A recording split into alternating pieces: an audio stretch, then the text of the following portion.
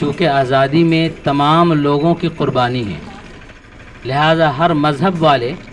یہاں پر پوری آزادی کے ساتھ زندگی گزار سکیں، اس کے لیے ایک بہت بہتر قانون اور آئین مرتب کیا گیا، جس کی روح سے تمام لوگ یہاں پر اپنے پورے حقوق کے ساتھ زندگی گزار سکیں۔ لیکن آزادی کی ایک تاریخ ہے۔ پہلے ہم لوگ آزادی میں قربانی دینے والے اکابر کی تاریخ بیان کرتے تھے، اب ملک کو جس دشا میں لے جانے کی کوشش کی جا رہی ہے، اب ہمارے لیے ضروری ہو گیا ہے کہ اس آزادی کا تحفظ کیسے ہو، اس آزادی کو مکمل کیسے رکھا جائے، آزادی کا یہ بیش قیمت تحفہ جو ہمارے اکابر نے دیا ہے، اس کو کیسے سنبھالا جائے، اور جن لوگوں نے جو گنگا جمنی تہذیب ہے اس کو مٹانے کی کوشش کی ہے،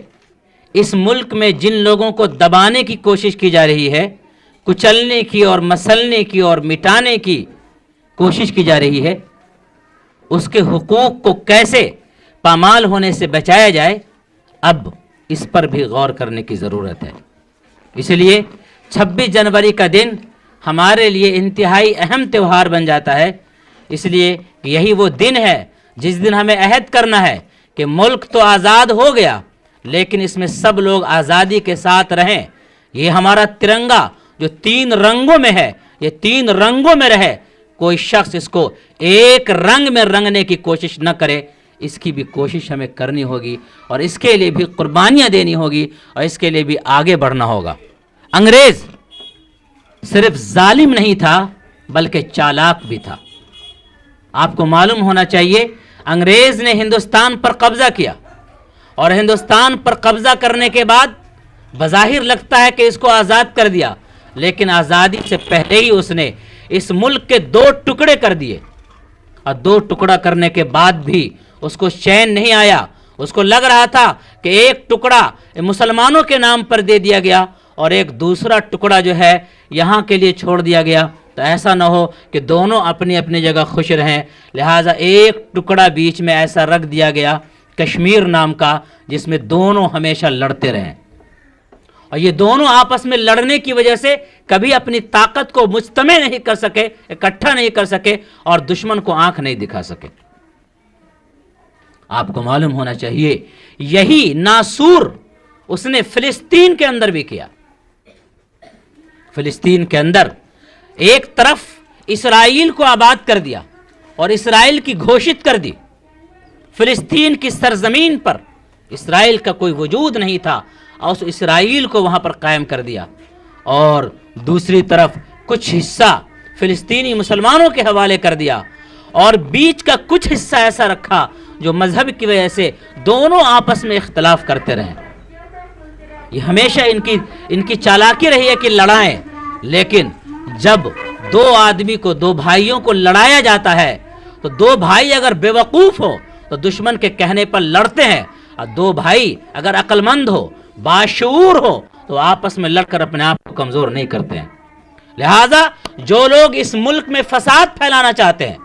جو لوگ اس ملک میں ظلم کرنا چاہتے ہیں، جو لوگ اس ملک میں غلط نعرے لگا کر کے کسی کی تہذیب کو مٹانا چاہتے ہیں، جو لوگ اس ملک کے اندر ایک طبقے کو دوسرے درجے کا شہری بنانا چاہتے ہیں، وہ یہ نہیں جان رہے ہیں کہ ہم کسی اور کو نہیں بلکہ اپنے دونوں ہاتھ میں سے ایک ہاتھ کو ہم کمزور کر رہے ہیں۔